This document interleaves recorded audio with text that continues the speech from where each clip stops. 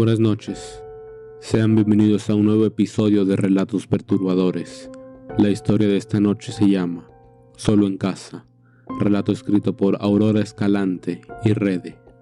Siempre he querido contar mi historia, pues creo que es muy aterradora, pero por motivos de privacidad cambiaré el nombre de todos los involucrados. Ocurrió una noche en la que mi hermanito David, de 4 meses, dormía plácidamente en su habitación, mientras yo me encontraba en mi habitación de nuestra casa, concentrado en hacer mi tarea en la computadora.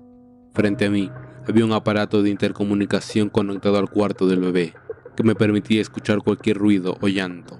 Mis padres no estaban en casa en ese momento, puesto que mis padres tenían trabajos que los hacían salir muy tarde. Por lo tanto, siempre era mi obligación cuidar de mi hermanito, ya que, a mis 12 años, era considerado lo suficientemente responsable. Para mi suerte, no era difícil, pues David era bastante tranquilo y por lo general no causaba muchos problemas. Estaba concentrado en mi tarea, cuando de repente, el aparato de intercomunicador empezó a emitir extraños ruidos estáticos.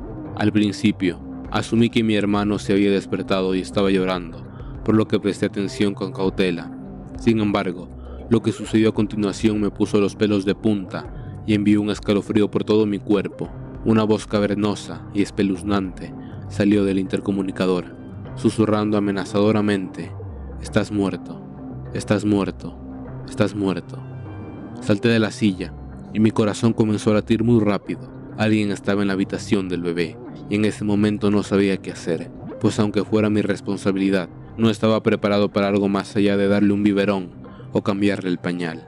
De repente, otra voz, esta vez era de una mujer, se escuchó a través del intercomunicador, pronunciando con malicia: «Aquí hay un niño, aquí hay un bebé». Mi mente se llenó de pánico y confusión mientras intentaba procesar lo que estaba sucediendo. Sin pensarlo 2 veces, corrí desesperadamente hacia la habitación del bebé y empujé la puerta con todas mis fuerzas. Sin embargo, la puerta parecía estar trabada, y por más que intenté girar la perilla y golpearla, se mantuvo cerrada. Golpeé la puerta con todas mis fuerzas y grité a todo pulmón, esperando que mis vecinos me escucharan o que quien estuviera dentro de la habitación de David se asustara y se fuera. Mis manos temblorosas continuaron luchando contra la puerta de madera hasta que finalmente logré que la puerta cediera y se abriera. Lo que vi al entrar en la habitación me dejó paralizado por la sorpresa. No había nadie más que mi hermanito en su cuna, llorando con desesperación. Me acerqué rápidamente y lo tomé en mis brazos, sintiendo un alivio momentáneo al ver que estaba a salvo. Supuse que lo más probable era que había recibido alguna señal de algún otro monitor de la calle, pues ya había escuchado que los monitores de bebés solían hacer eso, y también creí que David lloró por los gritos que lancé. Incluso se me hizo un poco gracioso, ya que seguro era alguna película de otra casa o algo por el estilo. Sin embargo, justo en ese momento, una sensación tenebrosa comenzó a llenar la habitación, envolviéndolo todo. Escuché murmullos siniestros que decían: «Muertos, muertos, muertos». Miré hacia la pantalla de la televisión que mi papá había puesto ahí para las noches en las que le tocaba dormir a mi hermano, y vi una figura femenina difusa, pronunciando con una voz helada: «No hay niños aquí, no hay niños».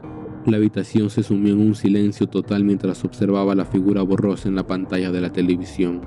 El miedo se apoderó de mí, pero mi instinto de proteger a mi hermanito me impulsó a actuar. Me di la vuelta rápidamente, con el bebé en mis brazos, y salí de la habitación. Mientras bajaba las escaleras, una sensación muy extraña se apoderó del ambiente. Cada paso parecía más pesado que el anterior, como si algo invisible tratara de frenarme y arrastrarme de vuelta al cuarto. Los murmullos y las voces amenazantes resonaban en mis oídos, susurrando palabras de muerte y desesperación. Finalmente, logré llegar a la planta baja y me senté en el sofá, con mi hermanito aferrado a mi pecho, como si él también supiera que algo muy malo estaba ocurriendo. Traté de recuperar el aliento y calmarme, pero la angustia seguía remolinándose en mi interior. ¿Qué estaba sucediendo? ¿Cómo podía lidiar con algo tan aterrador? Un ruido inquietante proveniente del segundo piso llamó mi atención. Parecían pasos, arrastrándose lentamente por el pasillo. No creí que necesitara más motivos para intentar salir de la casa. Sin embargo, cuando lo intenté, la puerta estaba trabada. No importaba que lo hiciera, no lograba abrirla. El corazón me martillaba en el pecho mientras que esa presencia maligna parecía acercarse cada vez más. Me invadió un sentimiento de impotencia y miedo. pero sabía que tenía que mantenerme fuerte por mi hermanito, por lo que pensé que podía encerrarme en la cocina y tratar de romper una ventana. Ya vería qué les decía a mis papás después. Las voces se intensificaron mientras avanzaba por el pasillo rumbo a la cocina, iluminado por una tenue luz proveniente de una lámpara de la pared.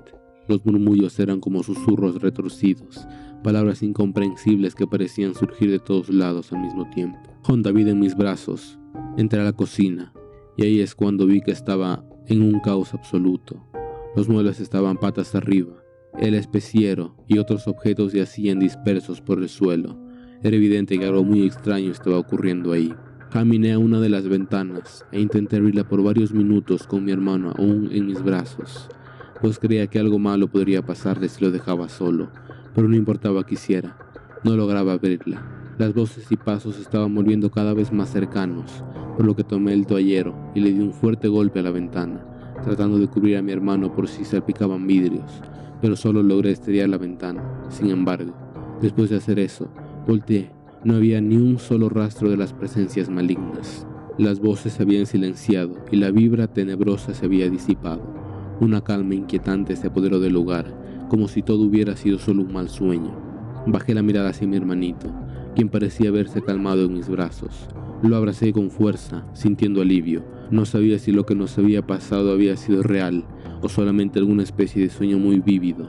Recuerdo que incluso me pellizqué con la intención de despertarme, si es que era que estaba teniendo un mal sueño, pero era obvio que estaba despierto. Después de ese incidente aterrador, la atmósfera en el departamento se volvió opresiva y aterradora. Mi hermanito, siendo solo un niño pequeño, no entendía lo que había sucedido, pero podía sentir el miedo y la tensión en el ambiente. Cada noche se despertaba llorando y parecía estar asustado por algo que solo él podía percibir. La tensión y el miedo crecían con el paso del tiempo. Aunque no podíamos ver a los espíritus malignos, sentíamos su presencia en cada sombra y cada susurro de la noche. Era una batalla constante entre la realidad y lo sobrenatural. Mi mamá comenzó a tener moretones y rasguños. No sabíamos qué era lo que estaba pasando, pues habíamos vivido ahí desde siempre y nunca habíamos experimentado algo así. Recuerdo que otra noche, mientras estaba cuidando a mi hermanito, presencié algo que me heló la sangre. Las luces parpadearon y en la tenue oscuridad pude distinguir una figura sombría deslizándose por el pasillo. Mi corazón latía muy fuerte mientras me aseguraba de que mi hermanito estuviera a salvo. La situación escaló a tal punto que nadie en la casa dormía, si no era porque mi hermano lloraba. Algo nos pasaba a nosotros, cosas como ser jalados de los pies hasta sacarnos de la cama, o rasguños que nos hacían despertar solo para darnos cuenta de que no había nadie más en la habitación. Me acuerdo que un día mi papá comenzó a colocar símbolos de protección en la habitación de mi hermanito y a recitar oraciones de purificación cada noche antes de dormir. Nos decía que un amigo de su trabajo le había dicho que con eso las almas malignas se largarían de nuestra casa. A medida que papá hacía estas prácticas todos los días, noté una disminución gradual en los eventos paranormales. Los susurros se volvieron más débiles y las sombras se desvanecieron lentamente, aunque el miedo seguía latente. Mi hermanito parecía estar más tranquilo y seguro. Pasaron los meses y mi padre trajo a un brujo que le recomendó su amigo para que le hiciera una limpia en nuestra casa, y desde ahí la actividad paranormal comenzó a desvanecerse por completo. La casa se sumió en una calma que no habíamos experimentado en mucho tiempo. Mi hermanito ya no despertaba llorando en medio de la noche, y poco a poco recuperamos la sensación de seguridad en nuestro hogar.